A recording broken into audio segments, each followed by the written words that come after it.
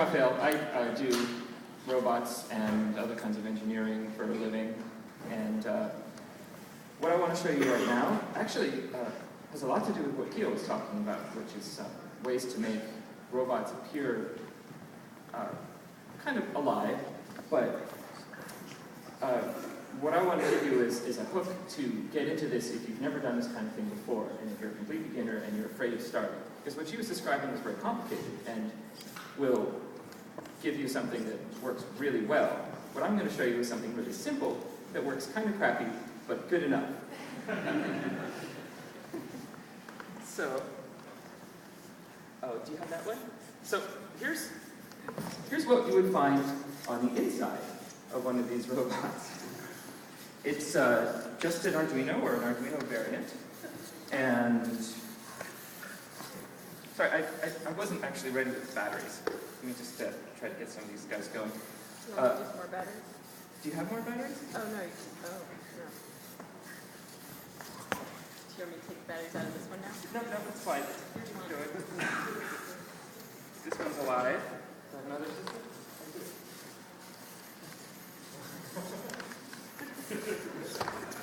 Oh, I think I got enough of them here. I think this makes the point.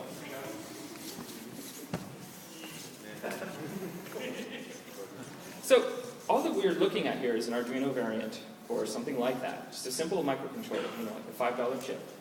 And a handful of servos, and some bits and pieces to hold it all together, mostly hot glue, tape, chopsticks, bits of paper clip and cloth, old underpants. Okay, not actually old underpants. Not on stage, anyway. And about 100 lines of code. So all you need to do to give something life is stick with that one rule that Keo was talking about, which is the movement one. What was that, the first one? Or the second? Yeah, I was like, basically everything that I had planned on talking about, she already talked about. Raphael came and talked to my class, so we're like old hands. But it's okay, because, I mean, the point is made. Simple movement is a really good way to get started with these things. So, it takes about 5 or 6 lines of code to talk to a servo. Once you have a little function in your program that talks to a servo, you send it a number, and that number brings the servo to some angle. So you can use some really simple stimulus and response to make the servo move in a way that is unpredictable enough to seem like this thing has a mind of its own. So what I'm using is, in most of these, is a tilt switch. So that one there, if you turn it, just hang it by its tail, it's dead. So it stopped moving. Or almost dead. There, now it's dead. Now, if you turn it over, pick it up by its tail. It woke up. Mostly. So, all that is a tilt switch inside. But when I hand this to someone and they don't know what's in there, it takes them about 10 minutes of prodding and shaking and like twisting and yelling and just general torture to figure out what it is. And most of the time I just tell them, look, it's a tilt switch, you just turn it over. It costs 50 cents. So, and that's it.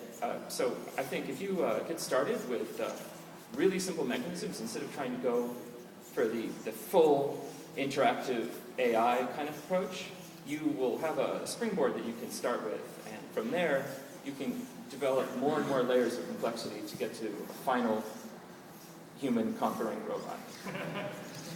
That's it. That's my point.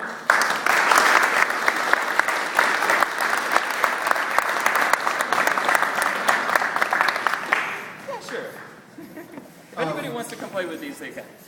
And we'll have them available during pizza time. Probably don't have pizza in your hand at the same time, but I would, if Raphael's open to it, I think you should definitely attempt to get your picture taken with a twitching robot. I would also like to shamelessly promote his work. He is working on a kit that should be out soon, which will allow you to make your own Twitchy. That's right. I already made a Twitchy kit once. To call it an anemic seller would be a really generous thing. So I cut the price to about a third of the original cost. It's not quite as sturdy as the original one, but I think maybe you can buy those for me. We'll see. But anyway. Yeah, and there we go. Let's give him that one.